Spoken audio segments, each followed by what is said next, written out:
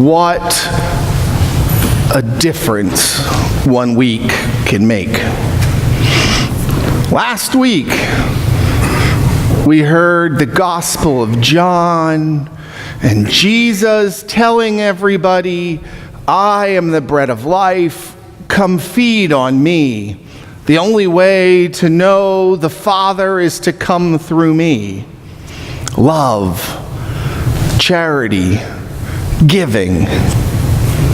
This week, Jesus is quick to give, but not the same kind of giving.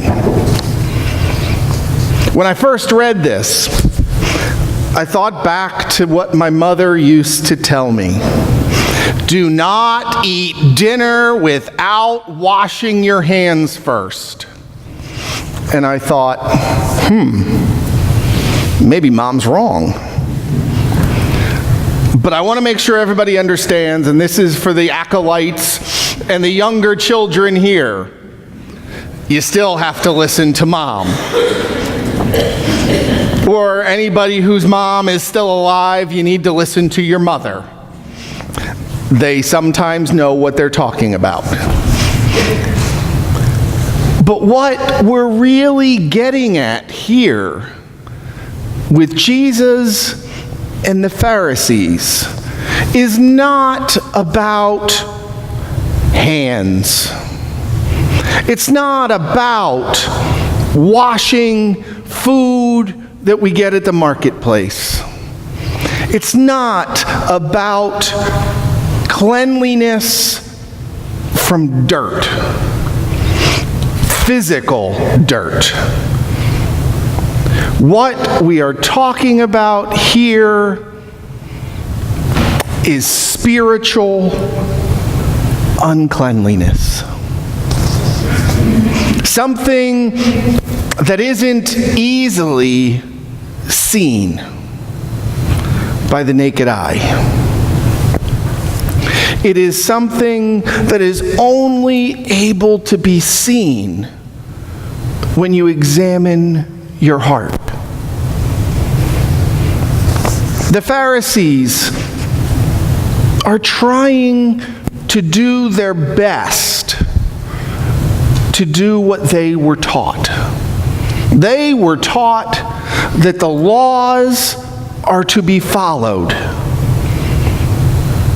And that's what they're doing. And that's what they expect of their followers. And so you can sort of understand why they would get upset with Jesus. Because here Jesus is a good Jewish person, and he's not following the ritual purity, the ritual cleanliness laws. So, as a good religious leader, the Pharisees say, hey, what's going on here? So you can't really find fault with them for asking the question, except it was more than just a question.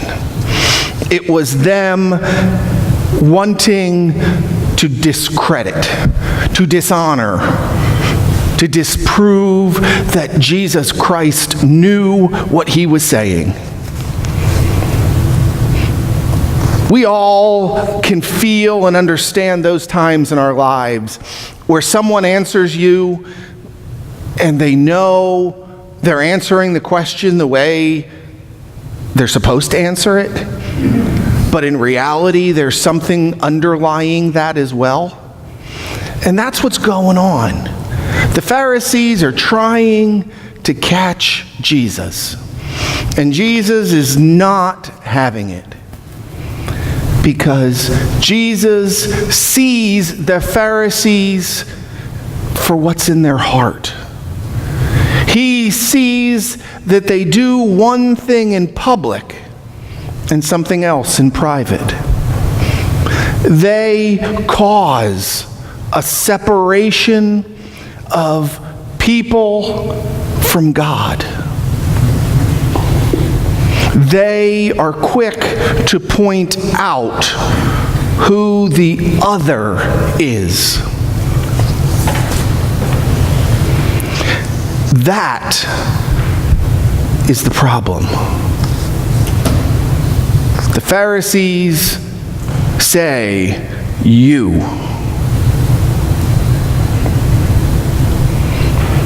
So for us today, the question becomes, who for us is the other?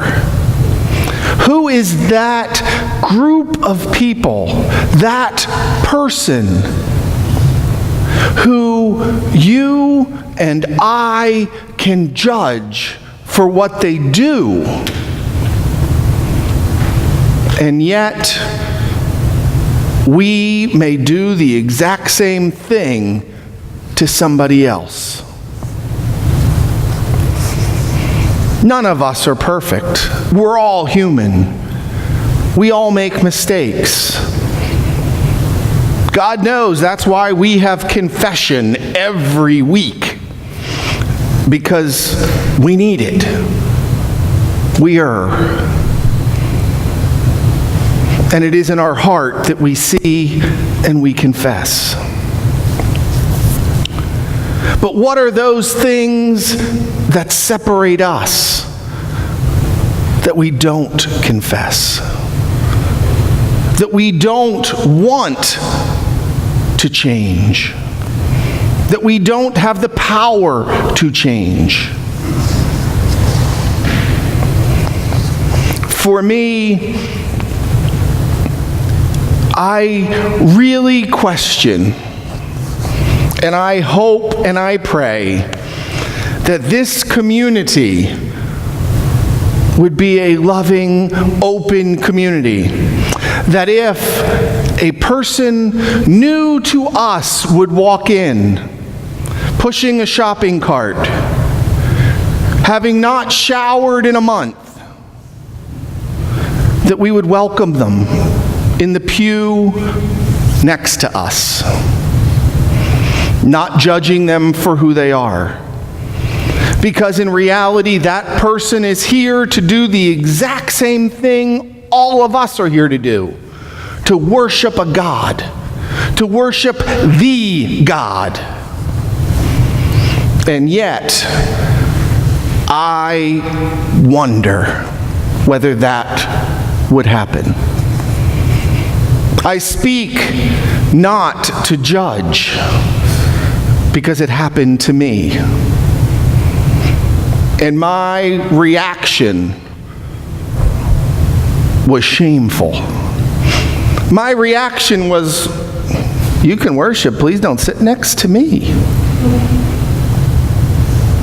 Why did I react that way? Because to me, that person was the other. In that instance, I was the Pharisee Jesus was speaking about. I say, welcome all, until you sit next to me. I challenge you to think of times in your lives where your actions and your words might not be the same.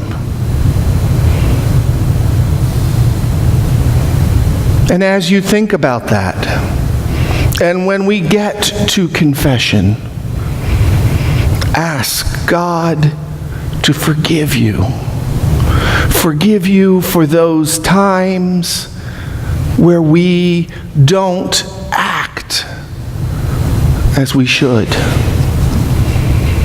Those times where we separate the clean and the unclean. Whether it be spiritually, physically, or ritually. Each of us are the Pharisees. In the letter of James today, it says, You must understand this, my beloved. Let everyone be quick to listen, slow to speak, slow to anger. Those are words that we need to hear. Because too many times, when we are looking at the differences between clean and unclean, we aren't quick to listen. We are very quick to speak and quick to anger. So let us ponder this week, think this week, and ask forgiveness for those times when we set ourselves apart from the other. And pray that the forgiveness and the openness of God's love will transform our hearts into a new, clean heart, one to love, one to accept all, one that is slow to speak, slow to anger, and quick to listen. Amen.